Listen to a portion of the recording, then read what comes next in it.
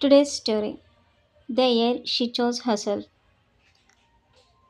At 29, Ananya had mastered the art of pretending.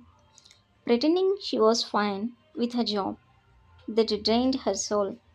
Pretending she wasn't tired of being adjusting.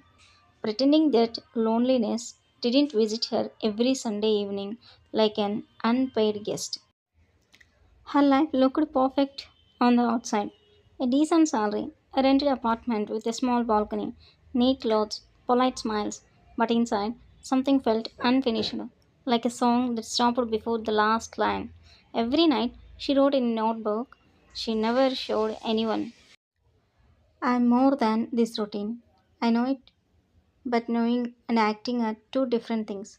One rainy evening, her company announced layoffs. Her name was on the list. She walked home in shock, rain soaking her kurti, mine louder than the traffic. At home, she sat on the floor and cried, not gracefully, not quietly, like a child who had lost her way. When the tears slowed, fear took over.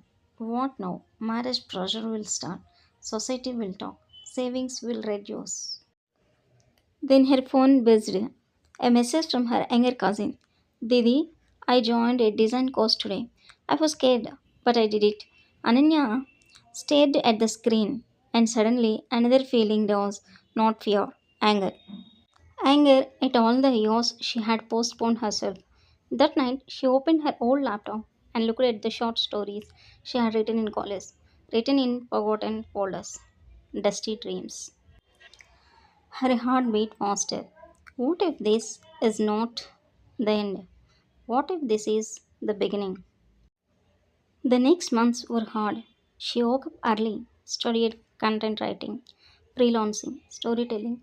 She applied to jobs that rejected her. She heard relatives say, at this age, stability matters more than passion. Some days she believed them.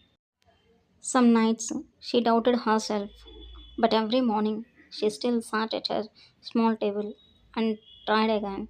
Slowly, one client came, then another. Her first payment was small, but she framed the message instead of spending the money. It said, we loved your writing. She cried again, this time differently. At 31, Ananya stood on the same balcony, same city, same rain, but a different woman. She was not rich, she was not famous, but she was free in a way she had never been before. She opened her notebook and wrote, I didn't find myself in love or marriage or approval. I found myself the day I stopped abandoning me.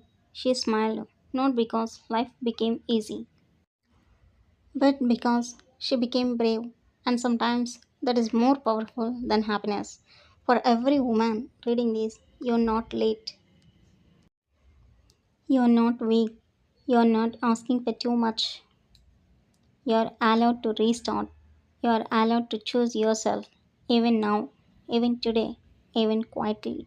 If you like this story, please like, share, subscribe, and comment.